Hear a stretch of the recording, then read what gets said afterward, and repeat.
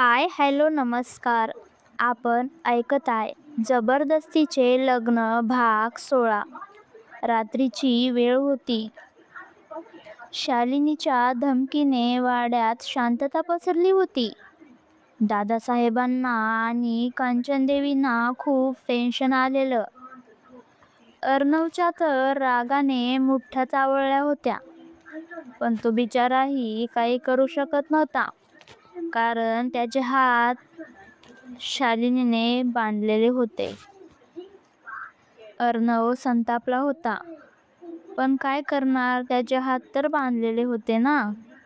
अर्णव रागात शालिनीला म्हणतो, शालिनी, तू इतकी खाली पडशील असं वाटलं नव्हतं मला. बाबांनी अगं तुला बाबांनी स्वतःच्या मुलीसारखं जपलंय, मानलंय, आणि तू तू असं केलंस, आणि त्यांच्यावरच असे खोटे आरोप. त्यावर शालिनी क्रूरपणे हसून म्हणाली, मुलगी? अर्णव, अरे अर्णव, खूप मोठा गैरसमज होतोय तुला. बिझनेसमध्ये नाती नसतात. तुझ्या बाबांनी शालिनी ग्रुप्सचे काही व्यवहार लपवण्यासाठी माझ्या वडिलांची खोटी सही वापरली होती. तो पुरावा माझ्याकडे आहे. जर तू उद्या सकाळी 10 वाजेपर्यंत माझ्याशी लग्नासाठी होकार दिला नाहीस, तर तुझ्या बाबांना पोलीस घेऊन जातील. आणि पुढे काय होईल हे तुला चांगलंच माहिती आहे. ते मला वेगळं सांगायची गरज नाहीये. तुमची बदनामी तर होईल. म्हणूनच म्हणते, मुकाट्याने माझ्याशी लग्न कर. एवढं बोलून ती शालिनी जोरजोराने हसायला लागते. सगळे तिच्याकडे बघत असतात आणि ती क्रूर शालिनी एवढं बोलून निघून आपल्या रूममध्ये निघून जाते. दादासाहेबांचा चेहरा पांढरा पडला होता, कारण त्या शालिनीने अर्धसत्य सांगितलेलं होतं.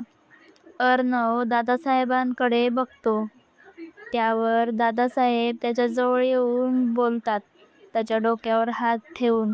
दादासाहेब अर्णवला म्हणाले, अर्णव बाळा, ती जे सांगते ना ते अर्धसत्य आहे रे. मी चुकलोच नव्हतो.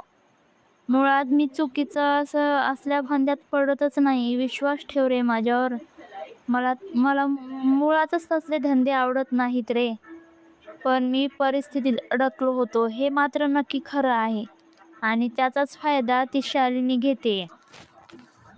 अर्णवचा दादासाहेबांवर पूर्ण विश्वास होता, कारण लहानपणापासून तो बघत आलेला त्यांचे कसे इमानदारीने व्यवहार करतात ते.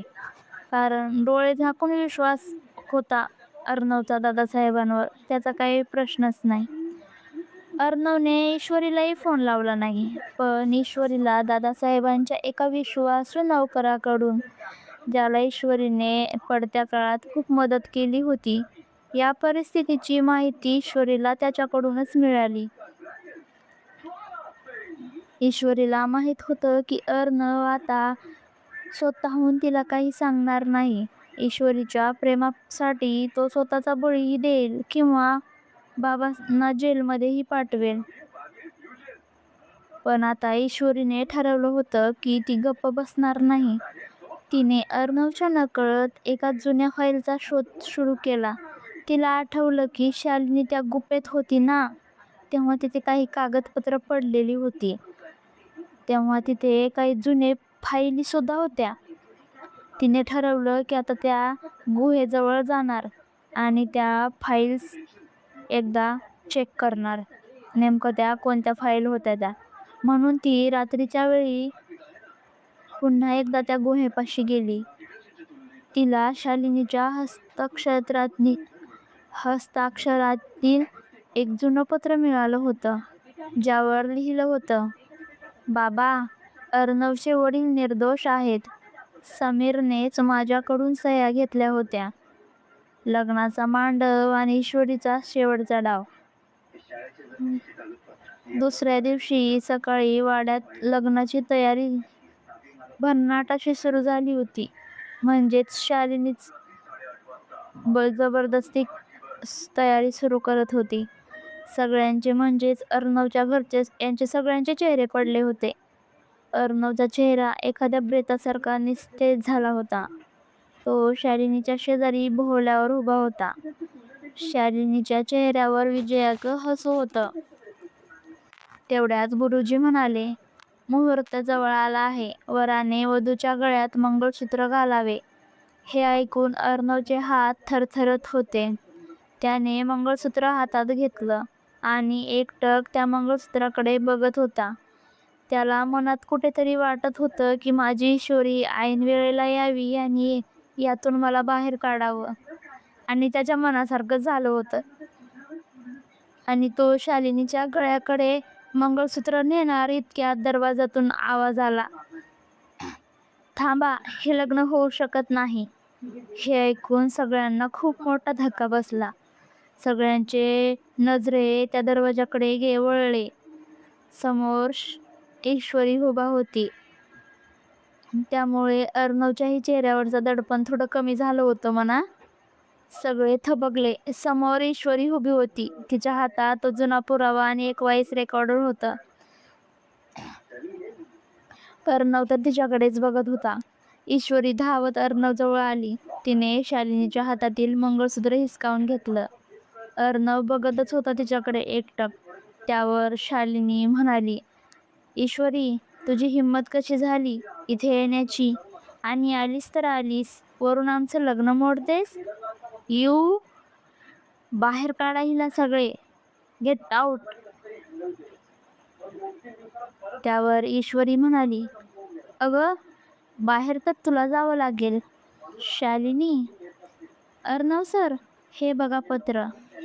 हे शालिनीने स्वतः लिहिलंय बरं का, आणि कबूल सुद्धा केलंय की दादासाहेब निर्दोष आहेत म्हणून. आणि शालिनी, तू तुझ्या पुराव्याबद्दल बोलतेस ना, तू समीरच्या मदतीने बनवलेला बनावट कागद आहे. ऐका हे सगळे व्हॉइस रेकॉर्डर. ईश्वरीने रेकॉर्डर चालू केला. त्यात शालिनी आणि समीरचं जो पेलोरोवर बाहेर आला होता बोलणं रेकॉर्ड झालं होतं. त्यात शालिनी म्हणत होती, अर्णवच्या प्रेमापेक्षा मला त्याची संपत्ती हवी आहे. त्याला लग्नाच्या बेडीत अडकवलं की सगळं माझंच होईल. अर्णवने शालिनीकडे रागाने पाहिले. शालिनी, तुला ओळखायला खूप मोठी चूक केली ग मी. आणि जी खरी माझ्यावर प्रेम करायची तिला वेळोवेळी मी चुकीचं ठरवलो, फक्त तुझ्या प्रेमासाठी. शालिनी, तुझा हा आता खेळ संपलाय. बास कर आता. तेवढ्यात पोलीस वाड्यात आले आणि त्यांनी शालिनीला ताब्यात घेतलं. पण शालिनी जाता जाता ईश्वरीला म्हणाली, मी तर चाललंय ग, पण ईश्वरी, तुला वाटतंय का अर्णव तुझ्यावर खरा प्रेम करतो? तर हे बघ. तिने पटकन जाऊन पोलिसाच्या तावडीतून हात सोडून तिच्या ईश्वरीच्या रूममध्ये गेली आणि ते कागदपत्र घेऊन आली. शालिनीने अर्णवच्या कपाटातून एक नवीन कॉन्ट्रॅक्ट पेपर काढलं होतं आणि ते ईश्वरीच्या समोर फेकलं. त्यात अर्णवने लिहिलं होतं की ईश्वरीला वाचवण्यासाठी मी तिला 5 कोटी रुपये देऊन या नात्यातून मुक्त करण्यास तयार आहे. हे ऐकून ईश्वरीला खूप मोठा धक्का बसला. तिला वाटलं की अर्णवने तिला पुन्हा एकदा पैशाच्या किमतीने विकत घेण्याचा किंवा सोडण्याचा निर्णय केला होता का विचार केला होता, कोणास ठाऊक. ईश्वरी खूप रडत होती आणि ती रडत रडत अर्णवला जाब विचारत होती, म्हणजे पुन्हा हा फक्त एक व्यवहारच होता का अर्णव सर? का अर्णव सर असं करता तुम्ही? माझ्या प्रेमाची किंमत तुम्ही 5 कोटी लावलीत? हां, का असं केलात? अर्णव काही बोलणार इतक्यात ईश्वरीने अर्णवच्या डोळ्यात न पाहता वाड्यातून धावत बाहेर पडली. तर कथा कशी वाटली कमेंटमध्ये नक्कीच सांगा. जर कथा आवडली असेल तर लाईक, शेअर अँड सबस्क्राईब करायला विसरू नका. भेटूया नवीन व्हिडिओमध्ये. तोपर्यंत बाय. काळजी घ्या.